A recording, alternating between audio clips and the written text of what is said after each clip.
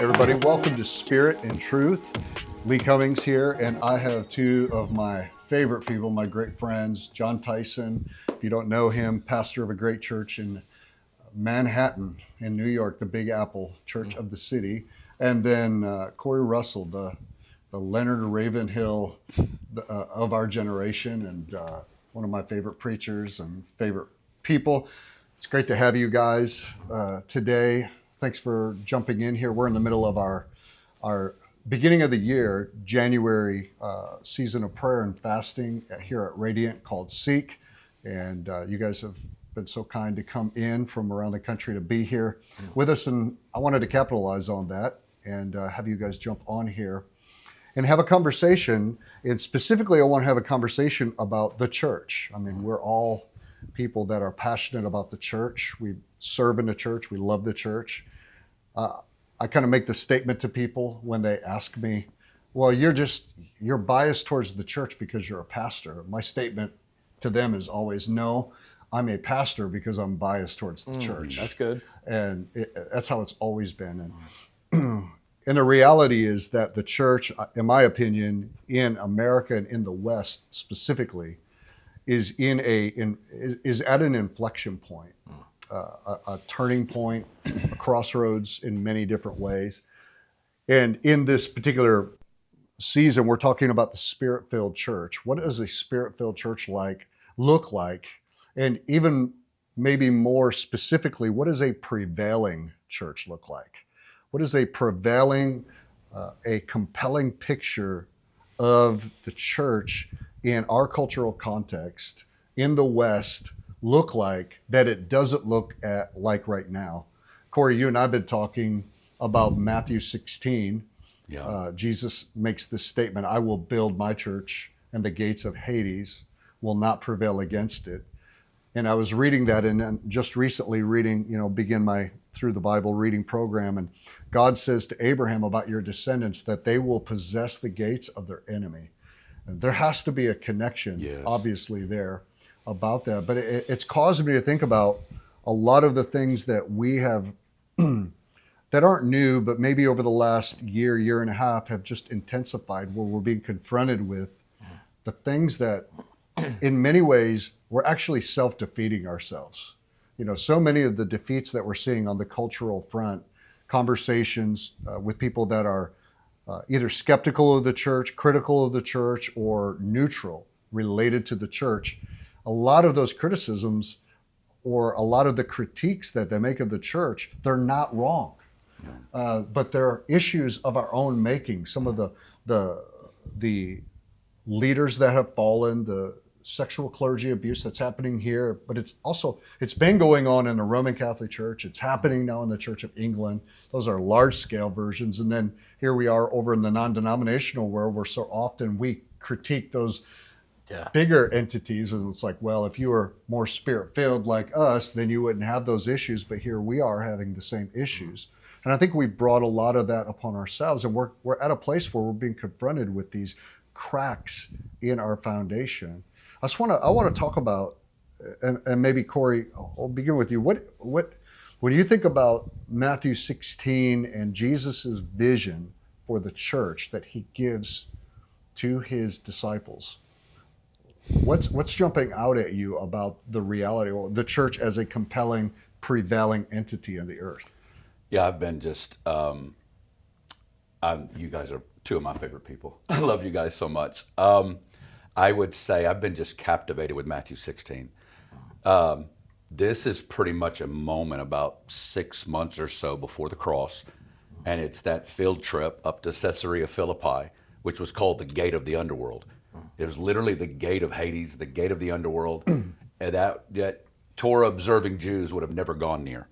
And he's going to use this moment as a prophetic shift in how he is preparing them leading to the cross. Because after the confession of Peter, from that time, he began to tell them how he has to suffer, die, be raised again, all that kind of stuff.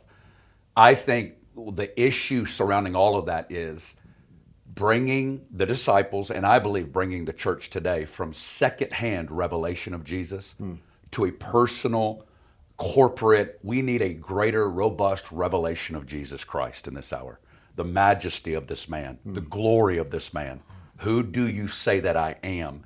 Has to begin to confront us, because I believe to the levels of so many people that are falling away when leaders fall is in many ways an indictment that we've made them messiahs and we've put too much emphasis on them. I see the whole thing. It's a revelation of Jesus that is confronting the church. We can't move through shallow, secondhand, heard it on a podcast. He's not building his church on podcast.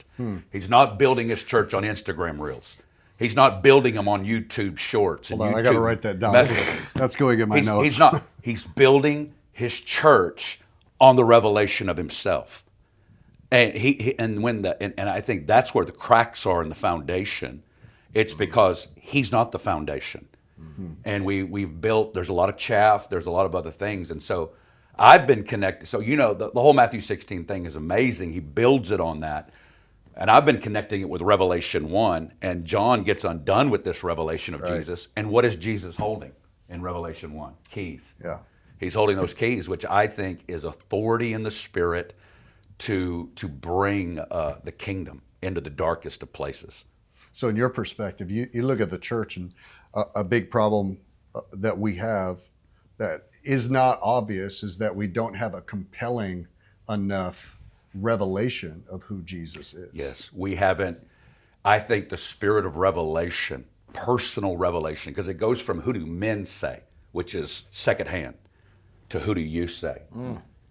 And I think in that moment, everything changed.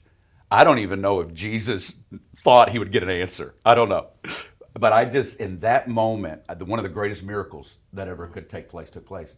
The Father came up behind Simon, pulled back the scales off his eyes, and he could look at this friend of his, this rabbi that he had been running with for 3 years. And he goes, "You are the Christ, the Son of the living God." And that changed history, which means it's the spirit of revelation that he builds it on, personal revelation that begins corporate, that we come together in this. That's what he's building this on, is that work of the Father through the Spirit revealing the Son is what he's building his church on. And I think we're going to get back to that. One comment I'd make on that, the next thing that comes out of Peter's mouth Yes, is, "This shall never be." yes. And it shows the need for revelation, because he can still have a revelation of Christ the Messiah and still process it through a worldly vision of the kingdom. Yes. He didn't have the full revelation. Yeah. I think that's what has happened with a lot of people, with a lot of failed ministries. They've got the revelation of Jesus. They haven't got the revelation of the kingdom. They want a kingdom that's not about suffering. It's not about the cross. It's about celebrity. It's about influence. So it's always a reminder to me when I hear that passage, you can have people with a revelation of Jesus without a revelation of the kingdom. Jesus says to him, That's good. you have in mind the things of man. And it is possible to have a revelation of Jesus and the spirit of sort of humanity and human thinking in your mind as well. Yeah. So you need, in some sense, double revelation. It's Absolutely. of Christ and of the kingdom that he's going to build. Wow, that part about being mindful of the things of men. When we look at, and I'm not just picking on failed leaders. I'm as if here we are over here, we're sitting on the bleachers and we got it all together and we've not messed up anything. And wow, you guys really blew it. But I think it's a cautionary tale to those who are in leadership, but it's also a cautionary tale, a warning to everybody in the body of Christ, because whether you have a tag or a title or a position or a platform, it doesn't matter. We're all in the same place. Without that vision of who Christ is and an understanding of the kingdom of God, we're all susceptible and vulnerable to offense, because that's what happens to Peter, right? That's what happens to Peter a little later on when Jesus has to rebuke him. Yes. And so, you're mindful of the things of men, not mindful of the things of God. It's very easy in our American context where we're not just allowed, but we're strongly encouraged to measure success according to false plumb lines and standards, whether it's the size of your church, whether it's the size of your house, whether it's the car that you drive, whether it's who you know, your social media platform, all of those success metrics across the board. Absolutely. Or even what does it look like to be a follower of Christ in the church? I mean, Barna does exceptional work in breaking down culturally kind of the tiers of showing in our American context the number of people that are followers of Christ, but then as they break it down to what does it really mean to be a resilient follower of Christ, all of a sudden those numbers begin to shift. Yeah. Because the vision, not just of the kingdom, like I'm here and I'm looking at the kingdom out there, but the kingdom in here. Yes. And the part that I play in the kingdom is not compelling enough. When you begin to raise the water level, you begin to raise the expectations. No, Jesus said, if you're going to follow me, you have to deny yourself, take up your cross, and follow me. As soon as that standard gets lifted, all of a sudden that average, that curve drops. Yeah. And I'm wondering if that ultimately comes down to everything. John Maxwell used to say, everything rises and falls on leadership. Does that vision, or the lack thereof of that vision, that comes down to the shepherds, that comes down to the pulpits, that comes down to the messaging that what we have fed the people in the American church, that now, for our own purposes, but now it's being found wanting. John, you're ministering in the epicenter of culture, New York, and you've been there for quite a while. A missionary from Australia. 20 years this year. Come on. 20 years. Come on, just getting started. And you're still an Aussie. Yes. Yes. You haven't sold out yet to the American dream yet. I've not. We're working on you. But what's your experience in Manhattan and in New York as people, mostly young professionals, urban professionals, who are going there for they're going to New York to pursue the success, to pursue the wealth, to pursue if I can make it there, I can make it anywhere. And then they're coming into the church. What's your experience in leading and shepherding and pastoring these young people who are coming in maybe with one view of the kingdom and their part in it, and what do you see God doing in New York? Well, I feel like I'm in very good company, because half of Jesus' challenge was getting the disciples who said yes to their perceived vision of the kingdom, which was Jerusalem without the Romans, with them in senior government positions, living a pretty good life next to Jesus. And he's perpetually, took him years and years to just reorient their understanding of what leadership is, what the kingdom is, and what it means to thrive in the kingdom of God. I have a pretty similar sort of job pastoring. Often very ambitious people, very driven people with kind of vocational clarity, but not necessarily a kingdom mentality. So I'm always having to address that. But I will say this, I would take that over apathy, despair, and anxiety any day. I would rather convert ambition than try and raise the dead. Wow. So I love pastoring in New York, because these people who can, tend towards narcissism or self-input, when that gets mapped onto the kingdom of Jesus, these make the best disciples I've ever met. I'll give you one story. We've had a couple of visitations of God. We had a prayer meeting that was an hour long that lasted 57 hours straight. We keep having these sort of glory portals spring up. And the people fueling these things are not interns or staff, it's New Yorkers. I'll give you a signature story. One day I was going to sneak into the prayer room at 4 a.m. Our first official prayer set's at 6 a.m. I was going in for a private prayer session. I was like, I'm going to get to the church early. Nobody else is going to be there. But it turns out there was a group of people, one who works at Audible, one who is a creative director at the New York Times. They just decided Jesus was worthy, and they got there at 2. So they're up at 2 just doing a voluntary night watch. I, the pastor, I'm sneaking in for an early session, and they're like, you're too late, pastor. And I was just like, these are just people with all of that vision for their vocations, and their own success gets mapped onto the person of Jesus. It produces a beautiful discipleship. So it also produces dysfunction when it's not healthy, but these are the same kinds of problems. I remember a pastor saying something once, which I thought was very, very contrarian. He said, a lot of times we rebuke the disciples because they said, Lord, which one of us do you think is the greatest? And he said, look how prideful they were. He says, you've got to understand these Galilean peasants, never had anybody believe in them.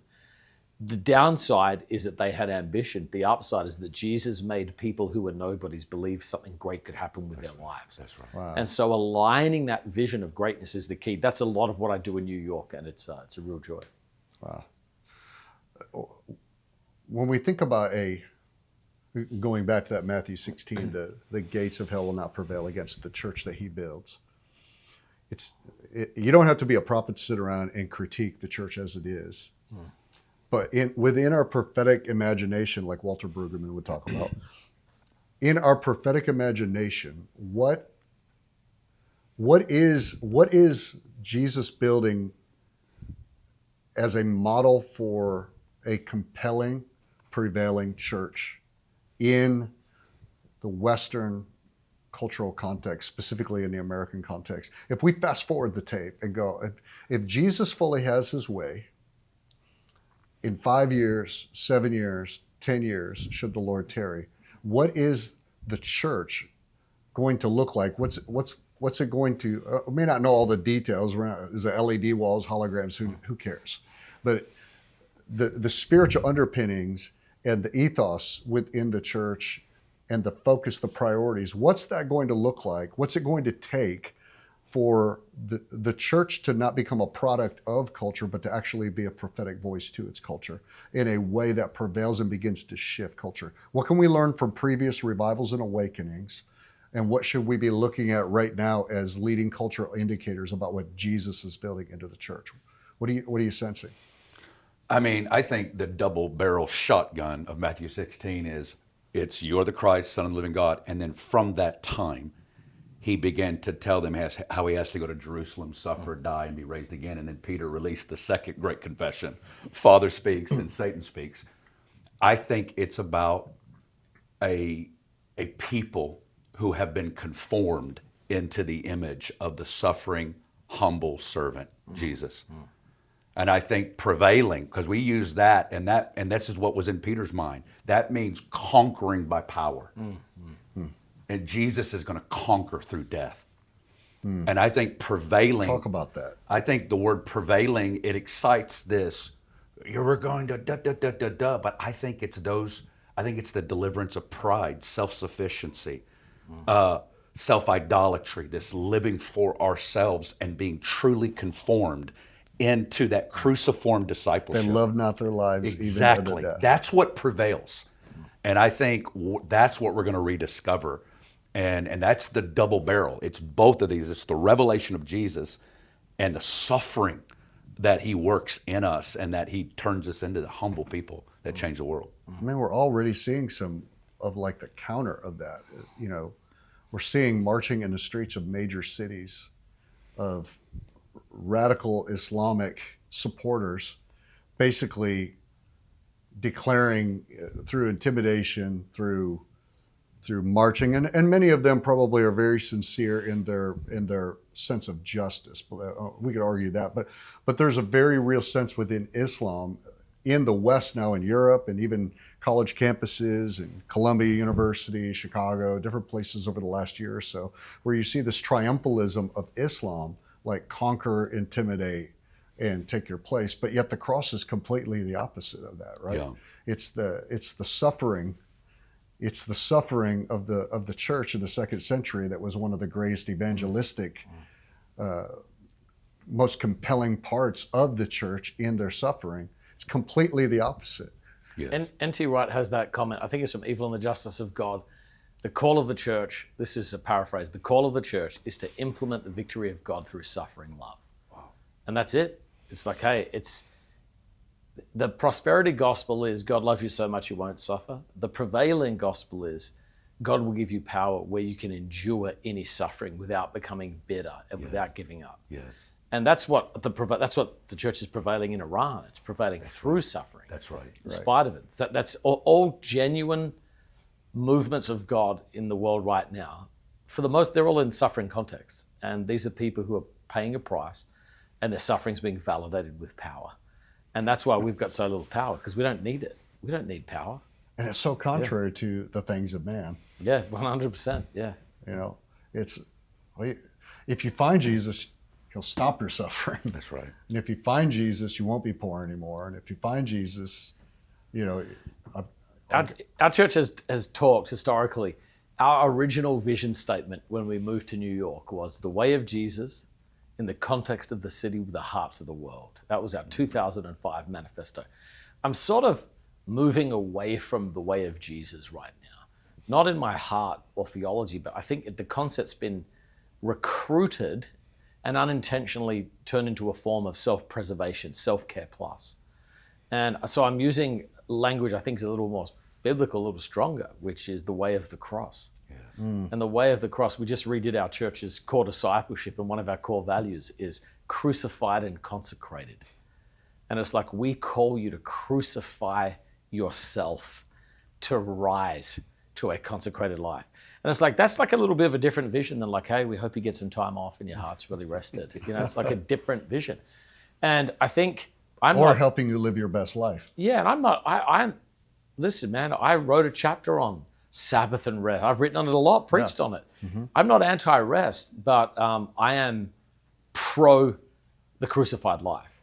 And I think that's the message that's been missing, particularly for Gen Z, which is come and die.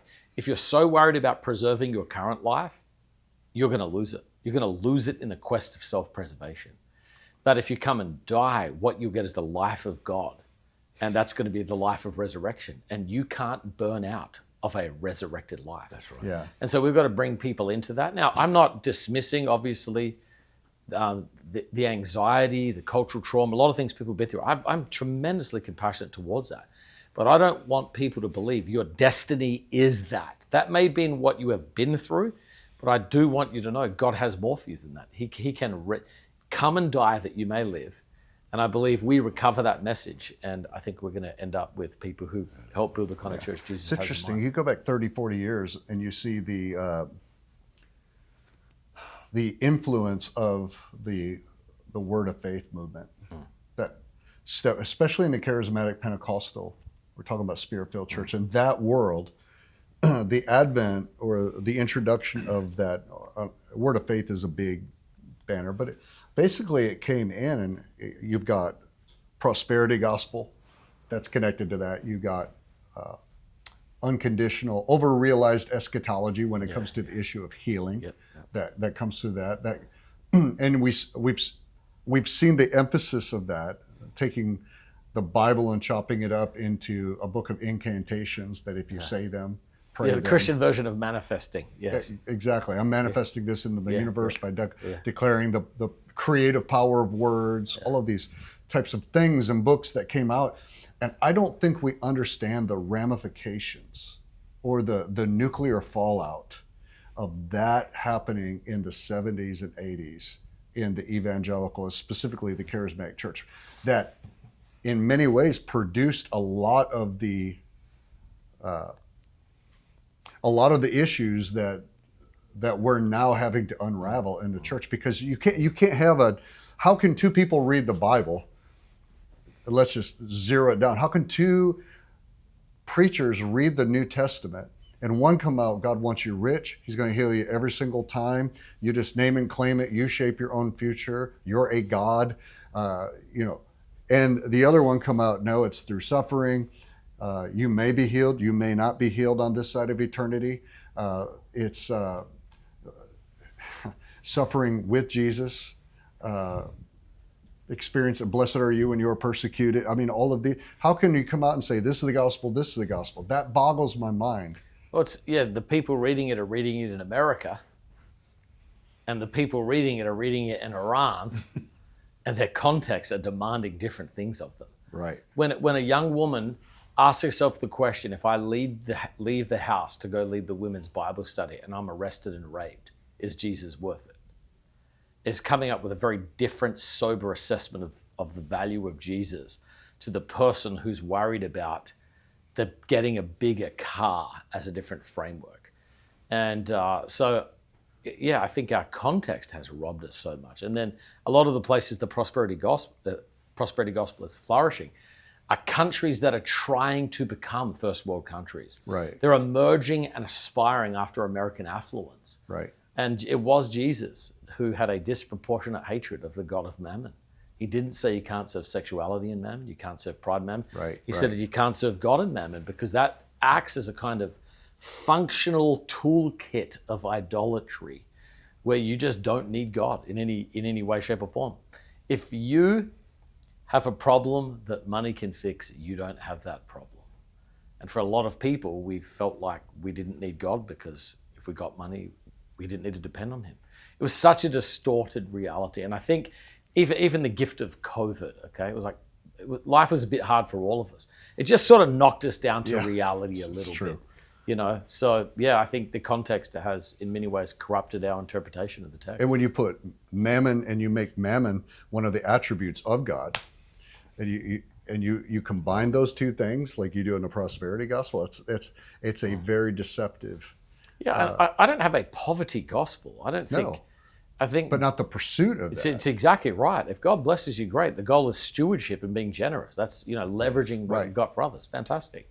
But when you make, when you have when you create a theology designed to accelerate your pursuit of the same things as the pagans, you have corrupted the gospel. Right. When you take the gospel and turn it into a multi-level marketing plan, that if you sow seed into me, then you're going to get 100-fold return on it. And it's basically a hedge fund. Yes. It's a kingdom hedge fund. You're not giving out of generosity. You're giving actually to get. Right. It's vastly different. You said something indirectly talking about these places like Iran. I would include like Afghanistan, Myanmar, India, some of the most, and the Middle East, obviously, all the Middle East. Where their context causes there to be a reassessment of the value and the worth of Jesus. And we're talking about compelling vision of Jesus. You better have a compelling vision of Jesus if you're willing to die for it or you're willing to be imprisoned for it. It begs the question to me, is pressure or persecution a required atmosphere or a barometer for a compelling vision of the more compelling vision? Not as if these churches in these countries are perfect. They've got heresy, they've got immorality, they've got all the same things. So we can over idealize it sometimes. But I'm wondering, is it a necessary environment or additive into the atmosphere of a culture, persecution or pressure, for the church to actually gain a revelation of the compelling vision of Jesus, the way that we're talking about? Or maybe put it in better terms, for the church to be what it's supposed to be, does it require that gravity, that weight, or that pressure? I want to hear from you on this, but I remember John Piper. I'm not a huge Piper guy. I mean, I obviously have tremendous respect for him. I've probably got some theological differences. But there was a season when he was in his 50s when everything that came out of his mouth got 100x fruit in my soul, man. His book on fasting is a masterpiece. And I remember him saying something about this exact issue. And he said, because we live in the West where there's so much affluence and it's the delusion of riches is how Jesus warns against it. He said, you have to choose suffering. You have to choose that in your lifestyle. And so if we live in a place like ours, we're not really going to experience it. You have to choose to find ways to voluntarily suffer. Not masochism, but identification. And he was making the point from the book of Hebrews where he says, you joyfully, you remembered those in prison as if you were suffering with them. And it's identification with those in the persecuted church. It's identification. That's why supporting missionaries, giving financially to our brothers and sisters around the world is a way of having your heart tied up with what they're going through. Right, that's good. It pulls you out of your own world into somebody else's. And that's always stood out to me, the importance of choosing. We can do this with our lifestyles by how much we give, increasing in generosity. Right. There's a million ways to join. We can do this by having the courage to speak up when our faith has been mocked, rather than just being quiet, not being obnoxious, but just saying, hey, just so you know, I'm a follower of Jesus too. So I think there's multiple ways we have the opportunity to move towards it in humility. And so I don't know if it's required. Yeah. At the same time, I'm in the middle of New York. I'm surrounded by a tremendous amount of wealth. And God's put me there. So I don't want to hate the place He's called me. Right. I want to live as a missionary and be grateful and love and enjoy the place that God's called me. But what I always have to set my standards in my mind of where I am in the world, the dangers of being in a place like I am, and then always orient myself towards others and remember when we get to heaven, the only thing I'm going to do is very humbly just get as far back in the line as I can get. However it works, because I know there's going to be people who've been through and paid an incredible price. Yes. Right. I want to be faithful to my call, but I'm going to show up faithful knowing that it cost me a lot less than it cost a lot of other people, and let them get the reward that. Yeah, I think that's that right. I love the idea of identifying. Yeah. Because you can also get like a martyr syndrome where it's like you almost get. There's some people who are like they want persecution, they want a martyrdom, a little bit, because it's almost a fantasy in their mind, a self-fulfilling prophecy. They feel like I won't feel like I'm actually following Jesus until I'm in an environment where it's kind of a masochistic viewpoint. We don't want that. self-righteousness in that as well, which is Right. like, Absolutely. that can wreck everything. Yeah. Yeah. You don't have to look far to experience hardship. I love that. I loved Way of the Heart, Henry Nouwen, when talking about the desert fathers, of why they retreated to the deserts. It's because the outside persecution had stopped and waned, and therefore it was their call to declare war on this world. And they did it by retreating to the deserts of intense fasting and prayer. And the way they lived. The point is this: I think we can declare the same war right in our cities, Denver, New York City, Michigan, wherever we're at, we can declare it, that all of this stuff is not the answer. We're passing through. And I think that's where that revelation of God is found.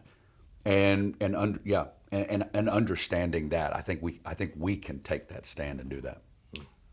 Okay, so last thing I want to throw on the table. When you get in your car, your Toyota, or what do you drive? What's your? I got a Honda. I got a Honda Pilot. That's right. I got a Pilot too. Okay, so when you get in your Toyota, you have a 4Runner, he's got a Honda Pilot. You get into those cars, and you pay attention to the dials, pay attention to the gas, pay attention to you don't pay attention to the speedometer, but he probably does. There's so many cameras, mate. So you can't get away with it. Right. But you pay attention to the oil pressure, you pay attention to the gas dial, okay? And you're constantly keeping tabs on that. Right now, as you're looking at the church and what God is doing, he said he's building his church. I will build. As he's building it, what is the dial? What is the primary dial or gauge on the dashboard of the church in the West, the American church, that you're paying attention to most, that's going to let you know that you believe it gives you indication of what's happening in a church? What's the gauge? I think, it's been pointed out, the prayer meeting is the sign of health, I think, in many ways. How many people show up to seek God? In the Heritage Revival, you got saved and you declared your salvation by coming to the prayer meeting, not by coming on Sundays. The prayer was always the indicator of spiritual health and spiritual hunger. When you see signs of people voluntarily seeking God out of hunger and devotion to Him, that is a very, very good sign to me. It's not when you see non-crisis desperation. Whenever something goes bad, everybody seeks God. But when people voluntarily have a revelation of their spiritual bankruptcy and the urgency of the hour, and they set their heart on seeking God, that to me is a very, very good indicator. And one of the things I love about Gen Z is their hunger for God. I mean, the Christians in Gen Z love Jesus in general more than Gen X, which is my generation, did in general. I'm very encouraged by what I see. Very good indicators. So we just did all-night prayer, New Year's Eve all-night prayer. And one of the things I love the most is teenagers, they're seeking God, mate. It's amazing. It's getting into it. They've got a vision. And I think for many of those coming up, Gen Z, Gen Alpha, they're sort of disillusioned with all the hype failures. Yeah. And they're like, I have no interest in that. What I'm interested in is the authentic encounter with the living God, or I'm out. So I'm really encouraged by the great voluntary desperation. I love that. Corey, I'm encouraged, man. what's your gauge though? What are you looking at? What's an indicator to you? What are you paying attention to? As you know, and I started it, I've just finished kind of preaching it for the year, but I think an Isaiah 6 moment. I think we're in an Isaiah 6 moment in Uzziah. And what had been known as security, innovation, invention, and advancement for a whole generation is dying. And I think in this vacuum is another generation that's arising. And so I'm trembling. I'm trembling as I'm seeing Jesus beginning to get really intentional. Those eyes of fire are beginning to burn through and to bring to light and to confront. And so I'm trembling. I'm encouraged by his engagement, and I'm watching the next generation arise. And I think that are stepping through this into this divine moment. And I think we're going to see an increase of a vision of Jesus, a personal spirit of conviction, the fear of the Lord, confession, systems that are getting confronted and cleansed and purified, bringing us closer together. I think the gospel, and I'm just seeing the us getting back to the basics, just the life totally of agree. Jesus, Yeah. the death of Jesus, the resurrection of Jesus. All of the aspects of the core of the gospel is getting back into this generation, and I think there's a fresh, here I send me, and a cry to tell others about it on the other side of this. I love it. I say yes and amen about those things. I mean, we were just in Dallas Yes. and for the year-end conference. I went down there. Michael invited me, and I thought in my mind, it's going to be a few hundred. At the end of the year, worshiping and praying, and there's 10,000 Gen Z, millennials, and Gen Alpha that are gathered in a warehouse, like no frills, and just worshiping. A prayer room. They're in prayer meetings for 4 days. Yes. I left there so encouraged. I'm just like, there is too. unbelievable hunger among that generation for something eternal, something tangible. Save all the bells and whistles. Those are all nice. They're oversold. We'll never compete with what they've already been pushed. But they want that thing. They want his presence. They want to touch eternity, and I believe that we're going to see that. I think we're seeing it, the early beginnings of it, and I believe it's coming. A compelling church, a spirit-filled church, a radiant church. Hey guys, love you so much. Thank you for jumping on here. So great to chat. I appreciate you guys.